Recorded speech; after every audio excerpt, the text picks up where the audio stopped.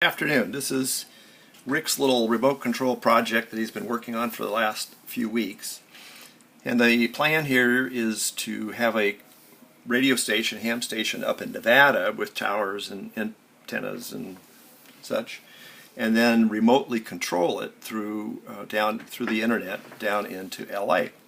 So here's what we have. We have a Dell laptop that is the portable device.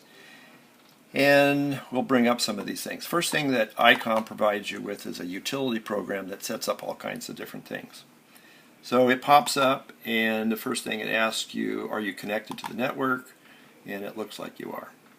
The next thing it comes up is to pick a radio. So we're going to use the 7800, and looks like the 7800 is connected. How about that? So it appears that both of them are connected. So in essence, the radio remotely should be working.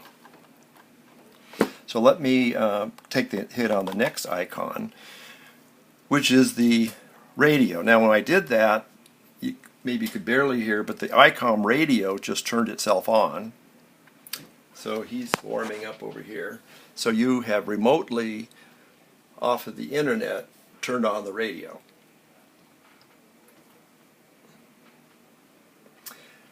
And as it came up, you have the frequency, the frequency, of course, is tunable on the remote, and it comes with a cute little tuning control, so you can put in whatever frequency you want, and you can see it trucking across on the screen on the ICOM. So this is interesting. So you can see it changing and doing all of its fun things.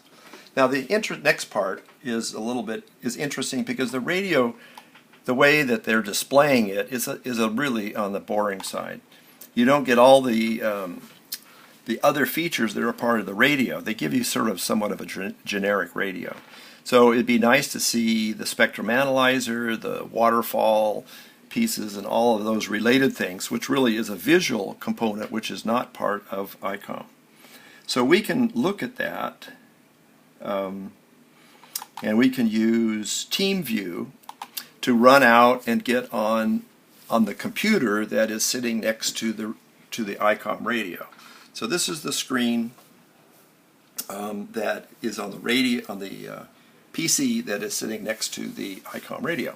So on here is a couple of neat programs. One of them is this converter program, which takes an old VGS signal and puts it into a computer format into the input of the PC. So right now the program is running. There we go. So now the program just popped up, and what you're looking at is true video of the radio via the internet. And as you can see, as you change everything, it works nicely. The advantage to this over the ICOM is that the ICOM doesn't show you all those fun things. So here's the ICOM. ICOM's somewhat generic, kind of boring, but look at that. Now you've got your spectrum analyzer, and you have everybody else that you want to be there. And you can listen to the radio, you can hear the radio in the background, and you're now tuning whatever's around, which is not a whole lot around, but a little bit. So you can kind of see that's kind of spiffy. So then the next thing you want to look at is how do you control the beam and the tower and all of those related things. Great little program. This is a program that came out of Poland for $20, and it pops up and it tells you where your tower antenna is pointed.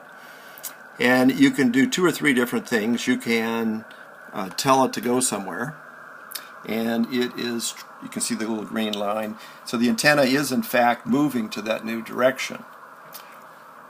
Now you might wonder, well, where am I? Well, you can go ahead and take a look at a map and see where you are in the world, and Google comes up with a nice little map. So here you are. Here's the sunset. Here we are out in the sun, and here we are the ham station is now, this is shown to be in Minden.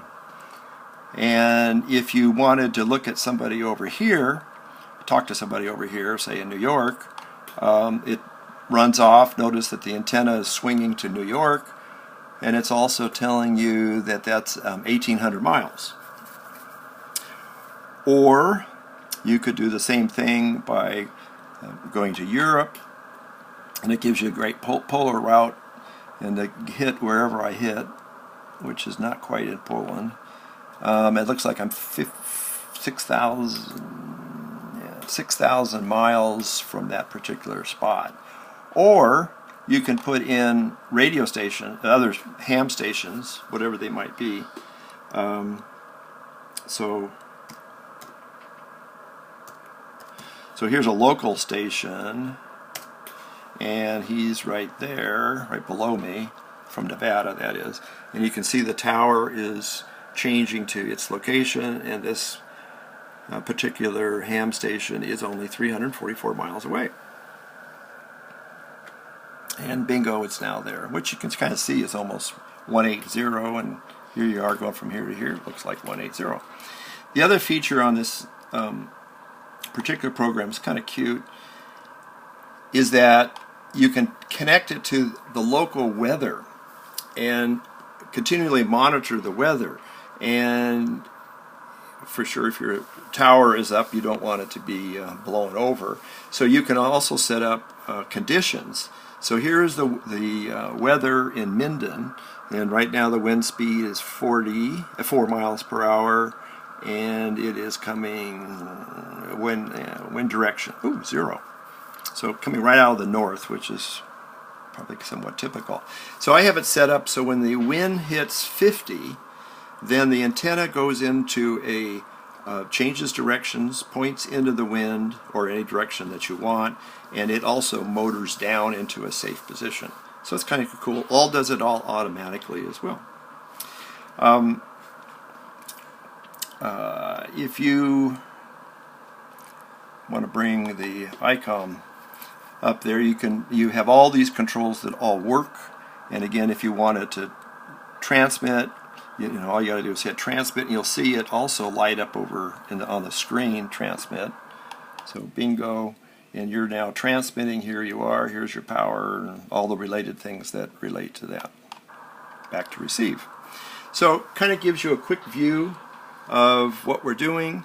The one thing I didn't show you was all these things require separate little boxes.